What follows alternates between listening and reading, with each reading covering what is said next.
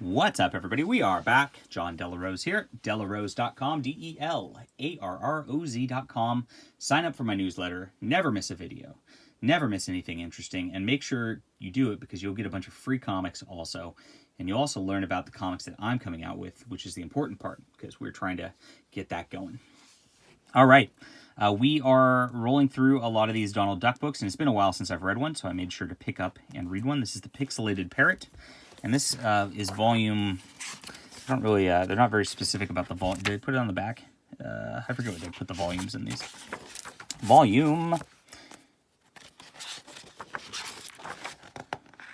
Did they even say in this one? They might not have. This is volume 9. So they started with volume 5, which is the origin of Scrooge McDuck, and the first Scrooge McDuck story. I guess it's not really an origin. It's just he exists. But, and before that, I know Barks has 4 other volumes prior to that, but I think this is really where he really established Duckburg, so I think that's why they went from there forward in their deals. There's like 20-something volumes at this point, and 1 through 4 are not out yet. So I'm reading through them, starting with volume 5 on, and getting into this. So in chronological order, basically. So this is 1950 work into 1951 for a couple of these covers, these extra parts.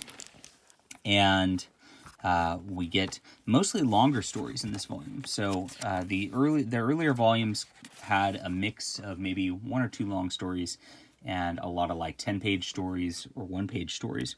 But in here we're getting into almost all long stories, which is nice because he really gets into some cool explorations of just different cultures and different wacky scenarios that are coming up, including the Pixelated Parrot, which is here. So this this gag is basically that this parrot says numbers all the time, and so he remembers the code to Uncle Scrooge's vault, which he forgets sometimes, so Scrooge keeps him along, and then the Beagle Boys show up and hear the code, so they steal everything. But the twist is that the parrot heard the address of where the Beagle Boys are at, so they can get everything back in the end. Of course, the parrot gets, lost, and they have to hunt it down all over because that's how the duck stuff works so often. A lot of fun. Just look at the expressions on Scrooge McDuck right here. This is why Carl Barks is so awesome. And Donald Duck's just like, what? Oh, man. Laugh out loud stuff here. Really, really cute. In the next one, Daisy says the first fellow who finds her a daisy will get to take her out. And so Donald keeps trying to get a daisy, but Gladstone Gander, his cousin, just keeps messing with it over and over again. And hijinks ensue there. Gladstone just keeps messing it up. And they end up, the boys find daisies, and Daisy takes out Huey, Dewey, and Louie, and Donald kind of falls flat on his face. Womp womp. So does Gladstone, which is fun stuff. Just like the pacing of this stuff is just so good, and it's just boom, boom, boom, boom, boom. Every page just has the perfect amount to be able to like get you to turn to the next page. Donald Duck in Ancient Persia is the next one here, and we get this. The boys come across this guy who basically kidnaps them. And they end up digging for some strange mystery stuff. And there's like people, this is a weird one, because there's like people made out, this is what a concept. There's people that have been turned into sand, basically, and when they get poured into this magic pool, they return. And Donald Duck is supposed to be a prince in there, or he looks just like the prince, who's supposed to marry this very odd-looking lady. And the actual prince doesn't want to marry her early either. So we get the this is a pretty standard trope in comics these days, where you get the clone or whatever, and they both look exactly the same, and nobody can tell which one they are. But this is 1950s, so I mean, it might have been the first time this happened. Who knows? But it's fun, and they all escape in the end. Next one, they go on vacation, the boys and Donald kind of gets lost, and they end up in this forest. And there's a bad dude in the forest who's really negligent with starting forest fires. And this is like a good lesson for children to read this sort of stuff. Very negligent with fires. I'm particularly sensitive to this living in California with so many people starting fires all over all the time these days. And then he tries to blame it on Donald Duck when it happens. And Donald Duck really just wants to take a picture with this like elk or whatever, or deer with these amazing horns this whole time. It's a little fawn, little Bambi fawn in there. Very cute. There's a part in here which gets interesting because I started noticing in this volume that Carl Barks layered a Mickey Mouse into, I know it's in this storyline somewhere, but I can't find it at the moment. Layers of Mickey Mouse because the kids are like become like scouts, sort of, and a Mickey Mouse kind of stands around with them at some point. And eventually they hunt the guy down after the fire, and they prove that he was the problem. So very nice. Very nice stuff.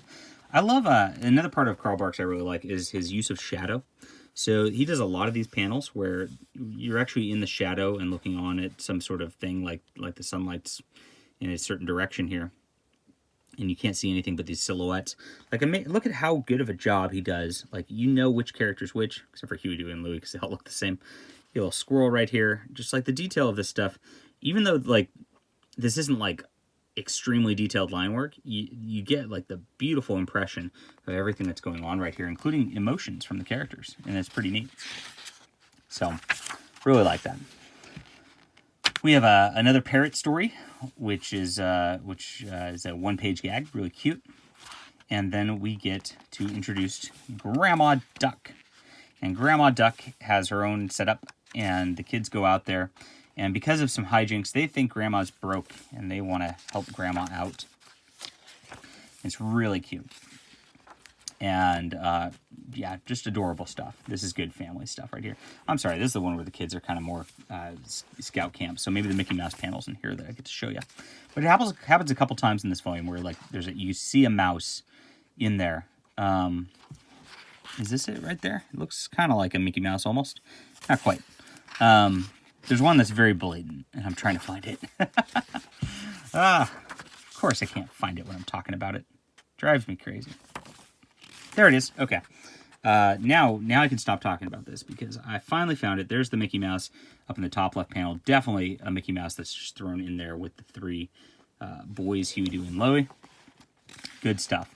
And Donald's trying to scare the kids in a bear suit, and they've got a bear suit too. And this has been a gag that's gone on a couple times in the Carl Barks stuff up to this point already. Good stuff. Next is a magic hourglass. So in this one, Scrooge has a magic hourglass, and it's not working very well to keep telling time at this point, so he's getting rid of it. He gives it to the boys, but he realizes it's the source of his good fortune. Now, in later Duck stories, it's often Scrooge's first dime, which is his lucky thing, and everybody's trying to steal and get Scrooge's dime. But in this one, they're trying to get the sand, and they're trying to refill the sand, so they go out to Morocco, and you see these strange Moroccans. They're always a good adventure to some strange land. I love that about this stuff. And it's an easy come, easy go situation where Scrooge is forced to deal with the sort of old stuff that he was trying to foist upon Donald Duck. Cute. Awesome. And Big Top Bedlam. This is a circus story.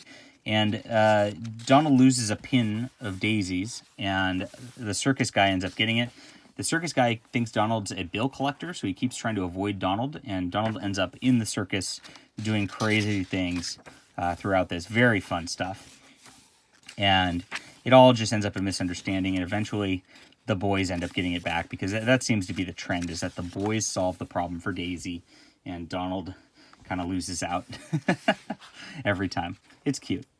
Daisy's always just that plot device. There's not a ton to the character, and I know that Don Rosa, who followed up, really doesn't like the character of Daisy, doesn't use her very much because of that same factor. It makes me want to write a Daisy Duck comic, but Disney will never hire me, so that'll never happen. All right. Now we get a Christmas story, and of course there's so many Christmas stories in these Duck books, and they're all wonderful and cute. Donald in this one says, look, you have to guess what I want for Christmas if you want me to get you what you want for Christmas. And there's a whole guessing game as they go around town. Everybody tries to find things out. Everybody keeps buying lots of stuff. Expensive stuff, too. And if Donald gets stuff for them anyway, and the kids get their little construction sets anyway. They get like 5 copies of it each because everybody's getting it for them, thinking that nobody's getting it for them. And they build this giant weird reindeer mechanical construction. Look at how creative that is. That's so cool. And Donald ends up getting 4 cars. I've never gotten 4 cars or cars for Christmas, so you know, good to be Donald Duck in that story. You get a cover that came from later in that point, and story notes. I don't like the story notes in the back of these I've mentioned before because they're just different people in the comic industry talking about the stories. It's not really Carl Barks notes. Like in the Don Rosa ones, Don Rosa actually does his story notes himself. So having the actual artist talk about it is much more interesting to me. But that's it. That's for this volume. This is perfect stuff. You should be buying these, every single one of them, every single time. 10 out of 10. Beautiful. Hit that like and subscribe button, and we'll be back soon.